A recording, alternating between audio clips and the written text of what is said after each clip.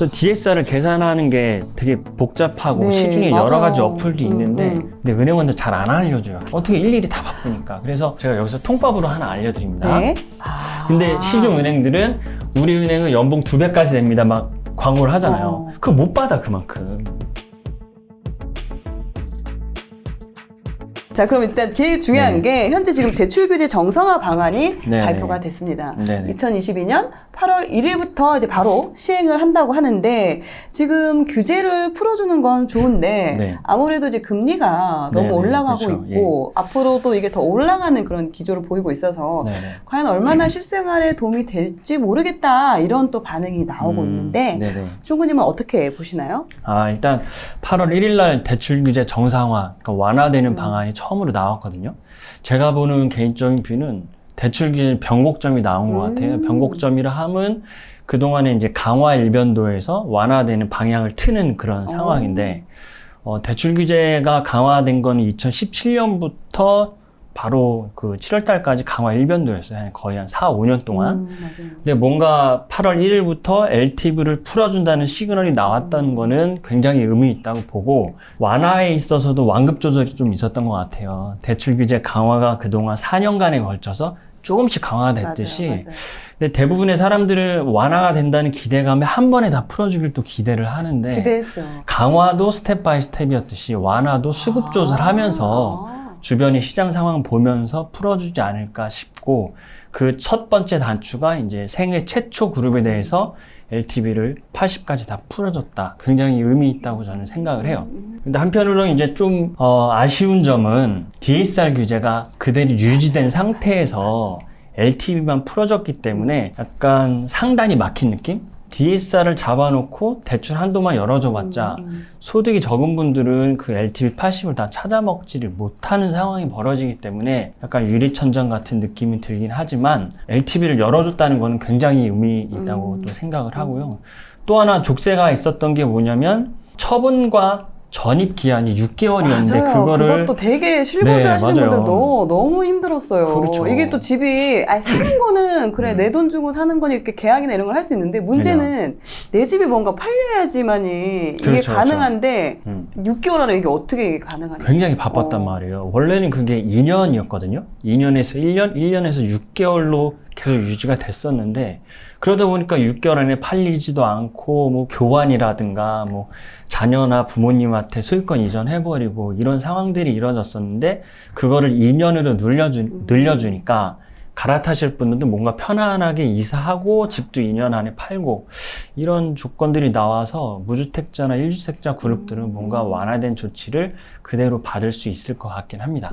예. 그리고 또 하나 의미가 있는 거는 그 얼마 전에 이제 세법도 완화가 되지 않았습니까? 그동안의 대출 규제나 세금 규제 프레임이 보유주택 수를 가지고 뭔가 응징을 가는 맞아요. 것들이었어요. 주택수 개수에 따라서. 맞아요. 뭐 1주택, 2주택자 나누고 다주택자는 뭔가 적폐 프레임 같이 이렇게 투기세교로 규정하는 이런 분위기가 있었는데 이번에 8월 1일부터 시행되는 그 규제 원문을 보니까 제가 검색을 좀 해보니까 투기라고 검색을 하면은 그전에는 투기 세력, 뭐 투기 조장 이런 단어가 검색이 됐거든요. 그러니까 다주택자 집을 가지고 있다는 것만으로도 투기 세력으로 이제 명명을 했는데 지금은 그런 용어가 전혀 없어요. 투기라고 검색을 하니까 그냥 투기 지역, 투기 과열 지역이 뜨는 거예요. 그래서 그거조차도 이번 정부가 다주택자를 바라보는 그런 인식이 바뀌었고 약간 민간의 주택을 공급하는 주체로서 인정하는 분위기가 좀 나온 것 같아요. 그래서 종부세 세법도 완화된 걸 보면은 주택수에 따른 그 과세율이 아니라 주택 가액으로 바뀌었잖아요. 맞아요. 되게 혁신적인 변화이기 때문에 그 영향이 이제 대출 규제에도 와서 아마 다음번 스텝으로 규제가 풀리는 거는 뭔가 다주택자 LTV를 풀어주는 그런 기대감이 좀 더 높아졌다라고 볼 수 있겠죠. 네. 물론 그런 게 규제가 더 풀어지려면 일단 시장이 더 계속 안정세를 유지를 해야 되고 이게 막 갑자기 좀 오르는 또 그런 기미가 보인다. 이러면 또 움직이지 수급 조절. 못하겠죠. 그런 이렇게 수급 상황을 조절이. 봐서 일단은 먼저 좀 혜택을 줄 수 있는 실거주 위주로 혜택을 주고 그 다음 상황을 좀 더 지켜보겠다. 그렇죠. 그래서 맞습니다. 비정상의 정상화 그 과정으로 재빠르게 옮겨가는 모습인 것 같아요. 그러네요. 딱 이 제목도 대출 규제 정상화 방안, 새 정부 대출 규제 정상화 방안, 이 말은 그 전에가 좀 비정상이었다. 그렇죠. 이거를 이제 인식을 하고 네네. 이제 이거를 정상적으로 바꾸겠다. 이게 그렇죠. 딱 이렇게 의도가 들어가 맞아요. 있는 타이틀에 부분이네요. 정상화라고 돼 있으니까. 그러면 지금 가장 지금 좀 LTV 네네. 한도가 생애 최초 집을 네네. 구매하시는 분들한테는 80%로 네. 이렇게 한도를 늘려주었어요. 그렇죠. LTV가 이게 집값 대비 대출을 받을 수 있는 한도. 집값이 10억이면은 80%면은 8억 이고 8억까지. 5억이면은 80%면 4억 이렇게 퍼센테이지로 규정하는 그 규제가 LTV. 예. 그러면 이 한도가 지역과 상관없이, 왜냐면 현재 같은 경우는 네. 투기 지역은 40%? 40%밖에 안 되었지만 이번에 나온 규제는 태어나서 내 명의로 집을 한 번도 가진 적이 없다면 생애 최초 그룹이거든요. 그러면 LTV 80%까지 풀어주겠다. 집값에 상관없고 투기 지역, 투기 과열 지역 상관없이. 예, 그럼 그래서. 어떻게 보면 물론 이제 아무래도 혜택을 보는 부분이 네네. 일반 비규제 지역 같은 경우는 네네. 원래도 한 60%, 70% 특히 뭐 무주택자는 70%까지 나왔잖아요. 그렇죠, 그렇죠. 그러면 80% 풀어준 거는 10% 정도밖에 혜택이 안 보는 건데 그렇죠. 이 비규제 이게 지역은. 이제 투기 지역 지역. 같은 경우는 기존 40%에서 거의 2배가 80%. 된 거니까 그렇죠. 어떻게 보면 그런 규제 지역이나 조정 지역에 사시는 분들한테 네. 그 내 집 마련에 있어서는 되게 큰 혜택이 맞아요. 혜택을 예. 받을 수 있겠다. 맞습니다. 그런 맞아요. 생각이 드네요. 예, 예, 갑자기. 예. LTV 80이지만 이제 대출 금액의 상한을 6억으로 잡아놓긴 했어요. 아무리 뭐 15억짜리 집을 사더라도 80%면은 계산하면 12억인데 너무 많은 대출이니까 6억으로 딱 한정하긴 했지만 그래도 LTV 80에 6억까지 받을 수 있으면 뭔가 집 마련하는데 큰 도움이 되긴 하죠. 그래서 이걸 역으로 생각을 해보면 왜 6억일까 이렇게 곰곰이 생각을 해보면 뭐냐면 서울 경기 집값의 중위권 가격대가 한 7, 8억 해요. 맞아요. 그럼 7, 8억에 얼마 대출을 받아야 이게 적당하겠냐. 그래서 역으로 나온 게 6억이거든요. 그러면 LTV 80. 좋아. 그러면은 LTV 80으로 하고 그 대출 상한을 6억으로 하자. 그러면 서울 수도권의 중위권 가격은 집은 살 수 있으니까 그렇게 좀 막아놓은 것 같아요. 오, 되게 네. 그래도 그 금액을 산정함에 있어서 어느 정도 지금 시세를 그렇죠. 감안을 해서 네네. 잡은 거네요. 맞아요. 집값이 6억이 아니라 대출 한도가 6억이니까. 한도가 6억이니까. 집값은 좀 더 뭐 8억, 뭐 7, 8억 정도 되는 거를 살 수 있을 그렇죠. 수 있으니까요. 그래서 가장 가성비 있는 구간이 집값이 한 7억 5천에서 8억 정도 되는 구간을 사면은 LTV 80 했을 때 6억을 다 받을 수 있는 거죠. 물론 여기에 이제 본인의 소득에 따라서 맞아, 또 맞아, 달라지는 맞아, 부분이 있긴 하지만. 자, 그러면 생애 최초 그 주택 구매 어떻게 보면 되게 혜택을 네. 많이 준 건데 네네. 말씀하신 것처럼 그러면 이거는 태어나서 단 한 번도 집을 네. 매수한 적이 없어야 되는 거죠. 네네. 이 생애 최초를 또 규정하는 게 중요해서 규제 연문에 나와 있는데, 그러니까 말 그대로 태어나서 현재까지 소유권을 내 명의로 있는 적이 한 번도 없어야 돼요. 주택이. 그리고 그거의 기준은 세대 기준이거든요. 그래서 만약에 우리 부모님이 유주택자예요. 근데 저는 그 집안에서 태어나고 성인이 됐어요. 근데 주민등록 등본을 띄웠더니 같은 세대네? 그럼 내 이름으로 집은 없었지만 우리 부모님이랑 유주택자인 우리 부모님이랑 합가하고 있기 때문에 난 생애 최초가 아닌 거예요. 생애 최초가 아닌 거예요. 그래서 그 세대의 기준이 주민등록 법상의 기준을 따라가기 때문에 이런 성인이 된 자녀가 생애 최초를 혜택을 받기 위해서는 어떻게 해야 되겠어요? 분가를 해야 되겠네요. 분가를 해야 돼요. 독립해야겠네요. 세대분 독립해야죠. 그렇게 되면은 내 등본 안에 있는 사람은 나밖에 없기 때문에 생애 최초 그룹을 인정을 받게 되는 거죠. 그런 부분이 또 있어서 무턱대고 주민등록 등본 제출했는데 부모님이 유주택자면 생애 최초가 아니다. 라고 또 되기 때문에 사전에 이런 부분을 좀 잘 체크해야 됩니다. 네. 지금 말씀하신 것처럼 지금 대출 규제를 풀어준 게 있긴 했지만 네네. DSR이 올해 7월부터 또 강화가 됐어요. 오히려. 네, 맞습니다. 저는 이것도 7월부터 풀어줄 했죠. 거라고 생각을 했었거든요. 그렇죠. 이 DSR 일단 뭐죠? 이걸 DSR은 한 문장으로 정의를 하면 상환 능력만큼만 대출을 받을 수 있다. 여기서 핵심 워딩은 상환 능력이에요. 이 상환 능력을 예전에는 누가 결정했냐면 채무자인 내가 결정했어요. 내가 뭐 연봉이 한 5천이면은 약간 무리해서 대출을 더 받을래. 그러면은 LTV가 허용하는 범위가 많았기 때문에 그래서 은행에 과감하게 대출을 많이 신청할 수 있었어요. 내가 결정했어요. 그치. 근데 그 결정권자가 나에서 은행으로 좀 넘어갔어요. 은행이랑 같이 협의를 통해서 소득을 보면서 아, 연봉 5천인데 대출이 너무 과한데? 라고 은행이 판단해서 조금 줄이고 했었는데 올해 1월 달부터는 그리고 7월 달부터는 그 결정하는 게 상환 능력을 결정하는 게 금융감독원이에요. 일률적으로. 결정권자가 나나 은행이 아니야. 그게 40%로 전 국민이 다 똑같아요. 이럴 수 있잖아요. 사람 성향에 따라서 내가 네. 5천만 원을 벌지만 나는 정말 악착같이 모을 수 그렇지. 있어서 나는 5천만 원 중에 1년에 한 1,000만 원만 써도 충분해. 그래서 그렇죠. 나는 이 4천만 원을 모두 대출 상환하는데 쓸 수 있어. 쓸 수 있어. 또 누군가는 그렇죠. 나는 5천만 원 벌어도 1,000만 원밖에 상환 못해. 이렇게 해서 또 성향에 따라 다를 수가 그렇죠. 있는데 예. 이게 이제는 아예 안 된다는 거죠. 인정을 안 하는 거예요.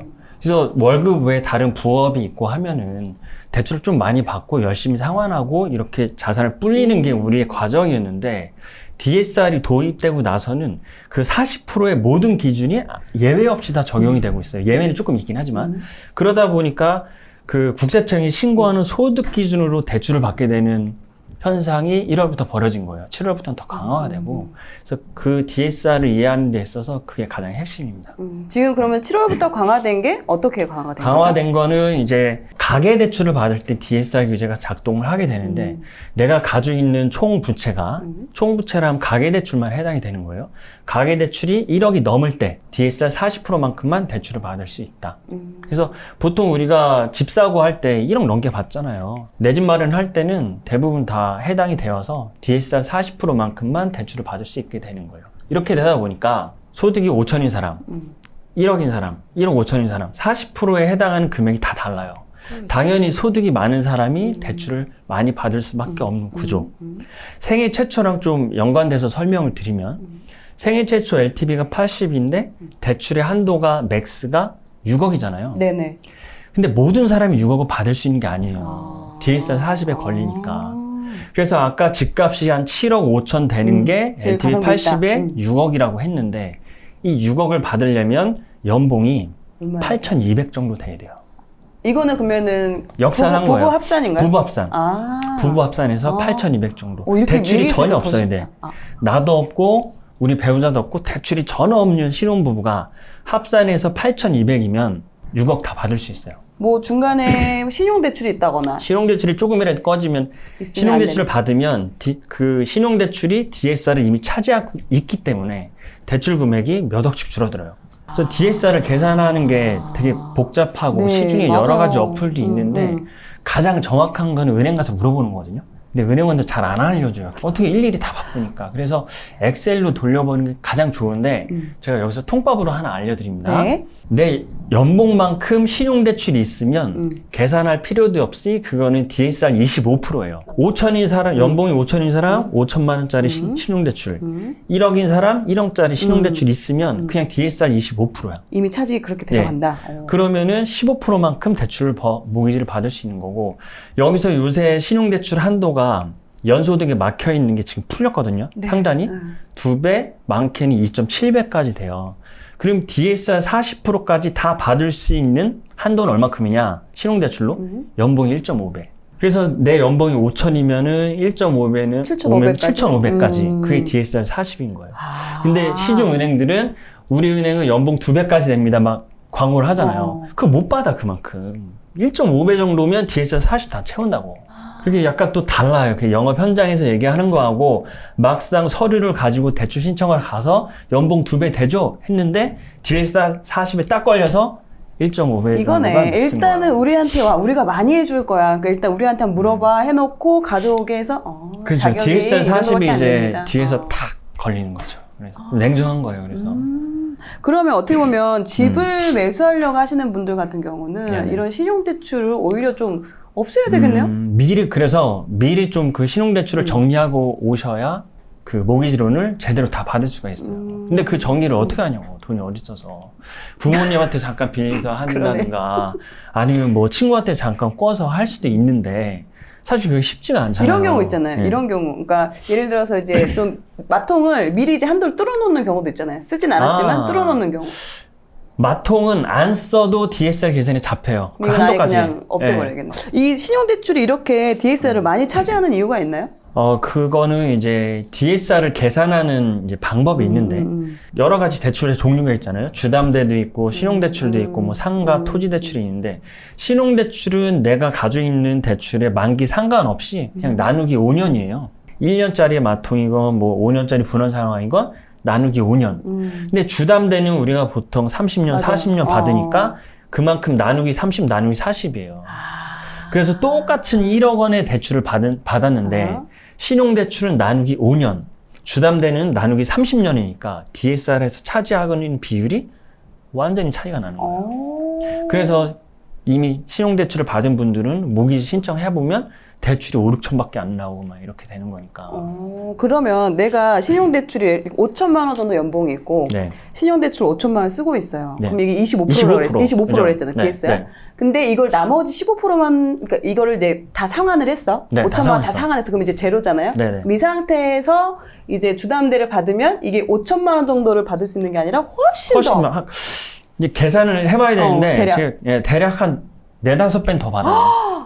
일단 그러니까 그게 기준 나누게 하는 그 네, 기준이 달라 기준이 버리니까. 다르니까 나누기 5년, 나누기 30년이 다르기 때문에. 자, 그러면 어떻게든 이분들 같은 경우는 네. LTV 한도가 늘어났어도 네. 일단은 DSR에서 소득이 적기 때문에 걸리잖아요. 네. 그럼 이런 분들 이렇게 좀 소득이 적어서 좀 내좀 이런 대출을 하기 좀 어려운 분들한테 좀 있죠. 추천해 예, 주시는 있죠. 상품들이 있나요? 그런 상품들이 시중에도 있어요. 그래서 DSR을 안 보는 모기지론 상품들이 있는데, 있어요? 그거는 정부에서 운영하는 뭐 보금자리론 디딤돌이에요. 정책 모기지라고 해요. 그래서 시중은행 모기지는 무조건 DSR을 다 보는데, 정부에서 운영하는 정책 모기지, 보금자리론, 디딤돌은 DSR을 보지 않아요. 그 얘기는 뭐냐면, 내가 소득은 보긴 보는데 DSR을 안 보고 DTI를 보는데, DTI는 DSR에 비해서 되게 너그러운 규제예요. 연소득의 3배에서 많게는 7배까지 대출이 가능하기 때문에 그런 소득이 좀 적은 분들은 우선 검토하는 대상이 보금자리론, 디딤돌이에요. 그런데 이제 보금자리론과 디딤돌을 사용함에 있어서 약간 허들이 있는 게 정책 모기지다 보니까 집값이 너무 비싸면 안 되고, 예를 들면 보금자리는 6억, 집값이 6억, 디딤돌은 5억으로 닫아놨단 말이에요. 그리고 소득 규제도 보금자리 같은 경우에는 7천, 신혼부부는 이제 8,500인데 디딤돌은 그거보다 좀 낮고, 그래서 지금같이 집값이 오른 상황에서는 정책 모기지를 써서 입주할 수 있는 아파트가 별로 없어요. 그러게. 왜냐면 이게 대출 한도가 아니라 집값을 기준으로 집값을 6억, 기준으로. 5억이니까 네, 수도권에서 그 6억, 5억 하는 네. 집이 그렇게 많지가 않잖아요. 그런데 정책 모기지가 장점이 뭐가 있냐면, 우리 요새 이제 영끌이라는 단어가 계속 유행했었잖아요. 보금자리 디딤돌을 쓰시는 분들은 영끌이 가능합니다. 영끌이를 하면은 내가 가지고 있는 연봉으로 신용대출을 다 받고, 또 사고자 하는 집에서 모기지를 최대한 받아서 DSR을 안 보니까 신용대출을 충분히 활용을 할 수가 있겠네요. 그 전에 받아도 되거든요. 그 전에. 오케이. 그렇게 합쳐서 집을 구매할 수 있는 영끌 플랜이 가능한 거는 정책 모기지에서 여전히 가능하다. 그런데 이제 그 정부가 8월 1일부로 생애 최초를 발표하면서 LTV를 풀어줬잖아요. 네. 거기에 나와 있는 많은 워딩 중에 뭐가 있냐면 정책 모기지도 건드리기로 예정이 돼 있어요. 그러니까 뭘 건드릴 거냐면, 생애 최초에 대출 한도가 6억인데 정책 모기지는 보금자리는 3억 6천밖에 안 된단 말이에요. 그러니까 안 맞잖아요. 너무 차이 많이 나요. 그리고 집값도 너무 차이가 나고, 이거를 좀 수정을 해서 대출 한도를 좀 높일 것 같고, 대상되는 집값도 6억, 5억이 아니라 좀 현실에 맞게 좀 올려줄 작업을 하고 있는 것 같아요. 그래서 그거를 정확히 퍼센테이지나 가격으로 표현하진 않았지만 3분기 안에 그 뭔가 보금자리론, 디딤돌도 개정된 안이 나올 것 같다라는 생각이 들어서, 내가 생애 최초가 아니고 무주택이거나 1주택이신 분들도 보금자리나 디딤돌 상품이 개정이 되면 그거 가지고 뭔가 가라탕이나 주택 마련하실 기회가 또 열릴 것 같아요. 예.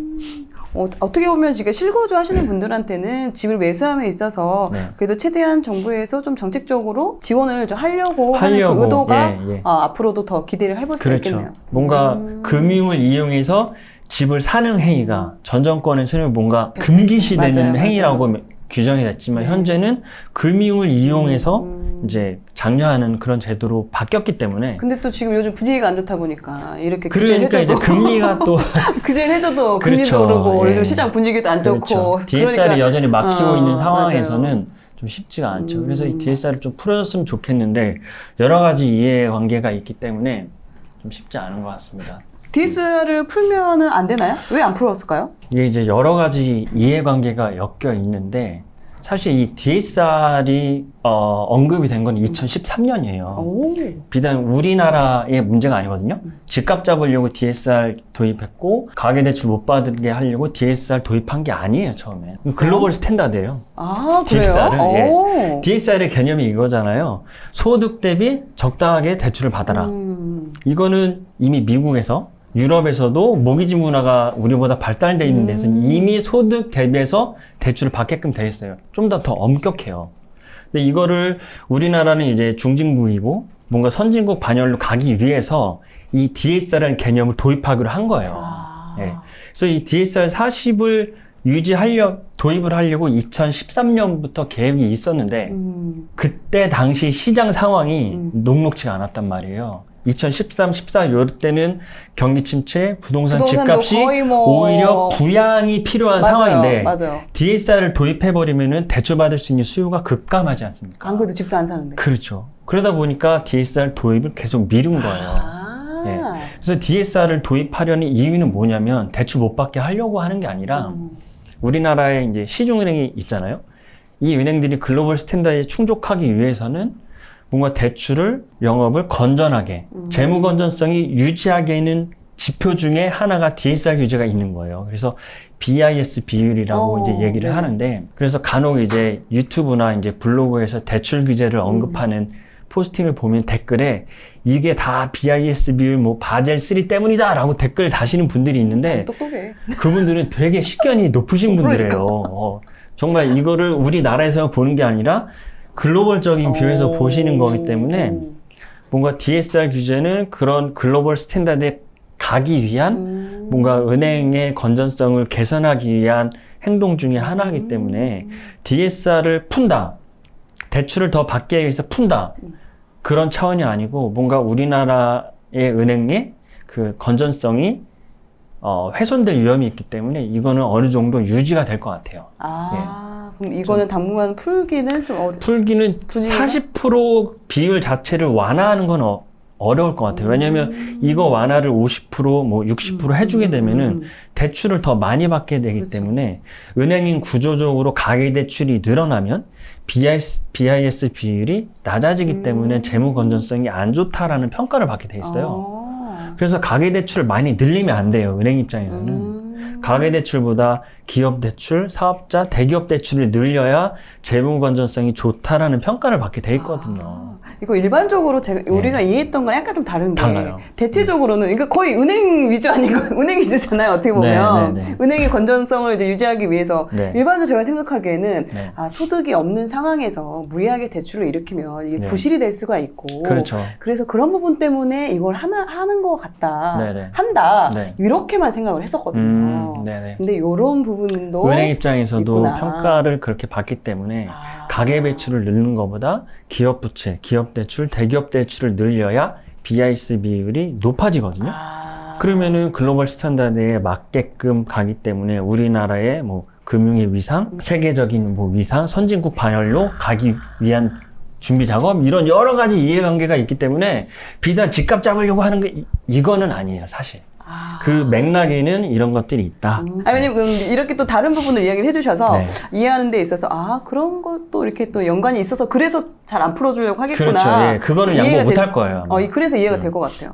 단순히 그냥 소득이 부족하면 부실이 생길 수 있으니까 이렇게만 생각을 했었는데 그런 부분도 있었다.